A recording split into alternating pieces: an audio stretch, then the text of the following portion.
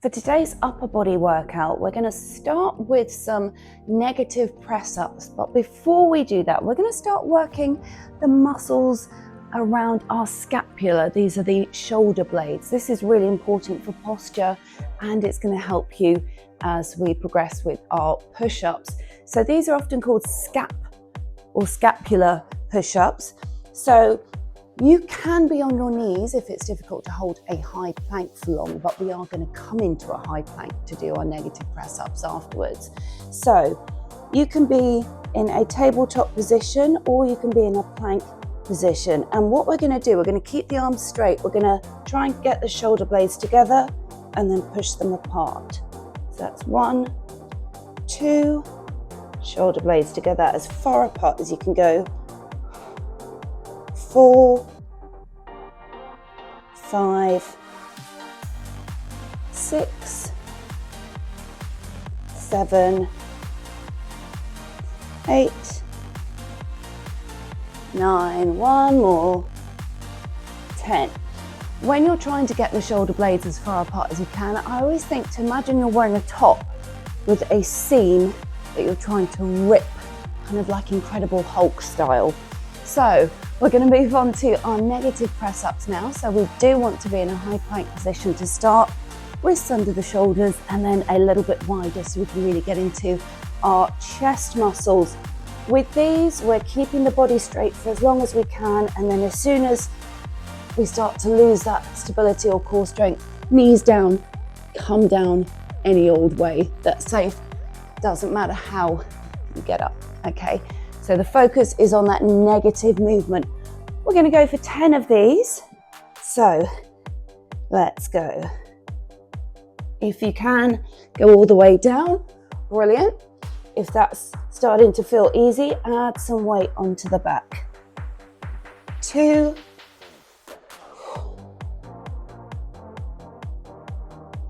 Want to keep that body as still as possible as it moves. That makes sense in my head. 4, we just don't want the body to, like the back to dip. 5,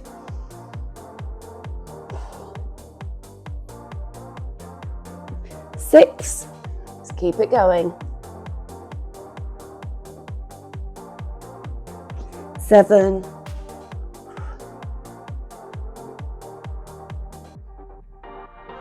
8, got 2 more. 9, and then last one. 10. Okay, have a little breather. What we're going to do is we're going to go back to those scapular press-ups. If you're doing full press-ups, sometimes you can kind of incorporate that all into one movement. So do your scap press, then your actual push-up. But I like to separate it whilst we're working on the negatives. So we're going to do another set of each.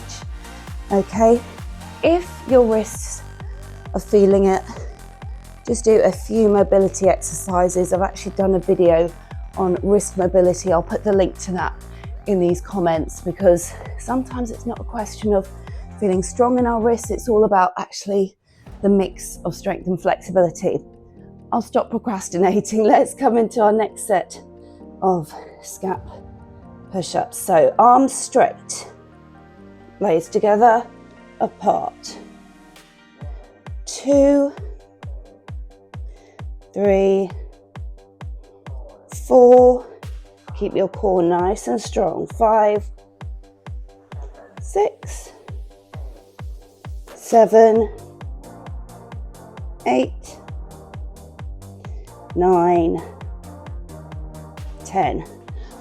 Even if you're not doing it as a full set, it's good to do a few of those before you do any kind of push-ups, because it helps you find that neutral position. So last set of negative press-ups, let's go for it. 1, 2. I like this because it gives that extra range of motion if you're used to doing full press ups as well. 4, 5, I'm feeling it, let's keep going. 6,